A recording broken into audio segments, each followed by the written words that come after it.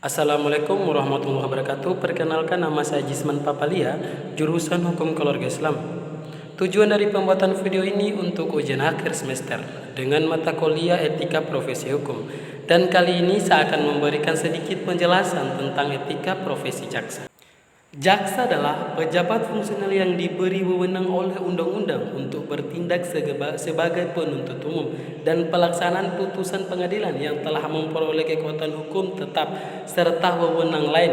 Berdasarkan undang-undang, jabatan fungsional jaksa adalah jabatan yang bersifat keahlian teknis dalam organisasi kejaksaan yang karena fungsinya memungkinkan kelancaran pelaksanaan tugas jaksa. Kejaksaan sebagai lembaga penegak hukum melaksanakan tugasnya secara merdeka dengan menjunjung tinggi hak asasi manusia dalam negara hukum berdasarkan Pancasila dan Undang-Undang 1945 sebagai lembaga pemerintahan yang melaksanakan kekuasaan negara di bidang penuntutan serta tugas-tugas lain. Berdasarkan peraturan perundang-undangan, jaksa sebagai pejabat publik senantiasa menunjukkan pengabdiannya melayani publik dengan mengutamakan kepentingan umum, mentaati sumpah jabatan, menjunjung tinggi doktrin Trikarma Daksa, serta membina hubungan kerjasama dengan pejabat publik lainnya. Dalam pasal 1 Kode Perilaku Jaksa ini yang dimaksud dengan satu, jaksa adalah pejabat fungsional yang diberi wewenang oleh undang-undang untuk bertindak sebagai penuntut umum dan pelaksana putusan pengadilan yang telah memperoleh kekuatan hukum tetap serta wewenang lain berdasarkan undang-undang. 2. Kode perilaku jaksa adalah serangkaian norma sebagai pedoman untuk mengatur perilaku jaksa dalam menjalankan jabatan profesi, menjaga kehormatan dan martabat profesinya serta menjaga hubungan kerjasama dengan penegak hukum lainnya. Nomor 3. Pejabat yang berwenang menjatuhkan tindakan administratif adalah pejabat yang karena jabatannya mempunyai wewenang untuk memeriksa dan menjatuhkan tindakan administratif kepada jaksa yang melakukan pelanggaran kode perilaku jaksa.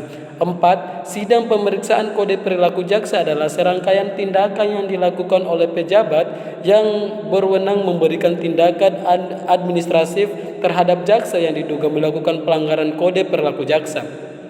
5. Tindakan administratif adalah tindakan yang dijatuhkan terhadap jaksa yang melakukan pelanggaran kode perilaku jaksa. Nomor 6. Yang dimaksud dengan perkara meliputi perkara pidana, perkara perdata, dan lain sebagainya.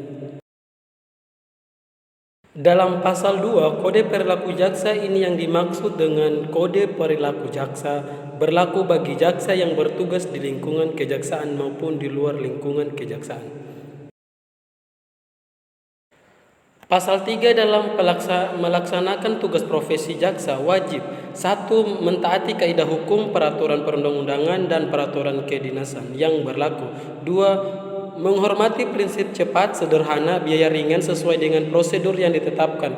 3. Mendasarkan pada keyakinan dan alat bukti sah untuk mencapai keadilan dan kebenaran. 4. Bersikap mandiri, bebas dari pengaruh, tekanan atau ancaman opini publik secara langsung atau tidak langsung. 5. Bertindak secara objektif dan tidak memihak. 6. Memberitahukan atau memberikan hak-hak yang dimiliki oleh tersangka atau terdakwa maupun korban.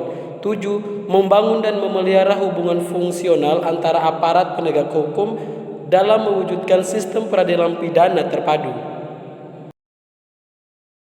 Dalam melaksanakan tugas profesi jaksa, dilarang 1. Menggunakan jabatan dan atau kekuasaannya untuk kepentingan pribadi dan atau pihak lain. 2. Merekayasa fakta-fakta hukum dalam penanganan perkara. 3. Menggunakan kapasitas dan otoritasnya untuk melakukan penekanan secara fisik dan atau psikis. 4. Meminta dan atau menerima hadiah dan atau keuntungan serta melarang keluarganya meminta dan atau menerima hadiah dan atau keuntungan sehubungan dengan jabatannya. 5. Menangani perkara yang mempunyai kepentingan pribadi atau keluarga, mempunyai hubungan pekerjaan, partai atau finansial atau mempunyai nilai ekonomi secara langsung atau tidak langsung.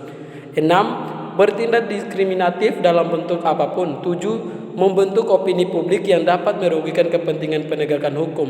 8. Memberikan keterangan kepada publik kecuali terbatas pada hal-hal teknis perkara yang ditangani.